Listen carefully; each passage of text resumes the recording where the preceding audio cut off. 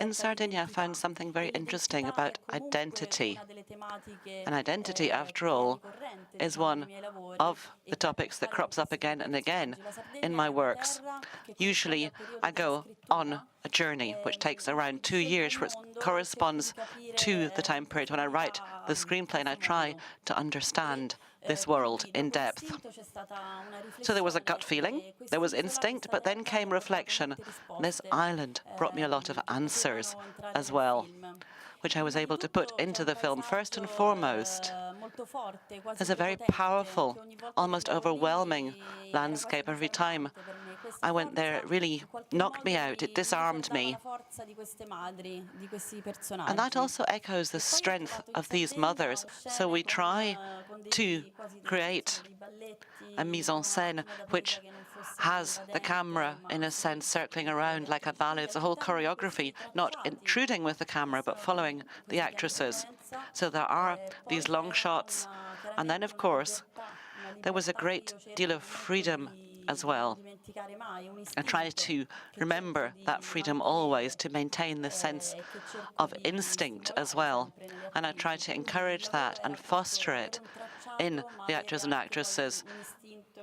So there was a line to follow, but there was also the sense of instinct and freedom. When it comes to emotions, all three of us, or all three of the actors, were very involved. I don't like to have the director put up on a pedestal. I really bare my soul, and I want the actors to do that as well. I want a sense of purity, a deep involvement. So in a sense, we really shed everything else and start to work really openly, frankly, and deeply. And I think as a result of that, sincere emotions bubble up. In a sense, I had an advantage over Valeria because I already blindly trusted Laura. I knew that even if she asked us to do things that I felt were risky, the way that she would look at me and at Valeria would be so full of love that even if we leapt into the void, she would be there to catch us, to save us. So I set off knowing that that was the starting point. I was about meeting Valeria, engaging with her. And I'm very happy to have had that opportunity which Laura gave us as well, because I'd wanted to work with Valeria for such a long time already. I was the last to join the team in a sense. So slowly but surely, I got into the group. I got in slowly, and then I stuck my elbows out a bit more and asserted myself. She gave me all the space I needed. And we were also able to show the worst of ourselves as well. Being able to be creative when you're working, dealing with the worst of yourself as well, without having to maintain conventions of course, we were still courteous with each other, but without having to be nice all the time. That was very important while working, while acting. We knew that we all depended one upon the other. So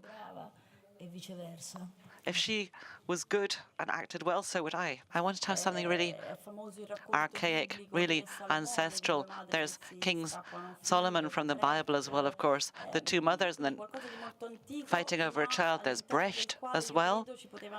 So there's something very ancient, but there's really universal issues. And those issues are also, of course, contemporary. So I wanted to investigate motherhood in a contemporary note, to deconstruct the image of the perfect mother, which is one that's always idealized, especially in Italy, but elsewhere as well, of course. I wanted to depict imperfect, inadequate mothers, but who had a real truth and a beauty, in my view, in this imperfection. The real finale of the film is a rebirth, a renaissance of the two mothers and of Vittoria. The final image of Vittoria is really an augur for the future, a sign of hope. for little girls who will become strong, emancipated women. She's a girl who's gone through her past, through her history, through these experiences, really grasped this. And at the end of the film, she's a heroine. She's a strong girl. She's a free girl at the end of the film, and she's able to face the world. Laura can really be described as a very strong director.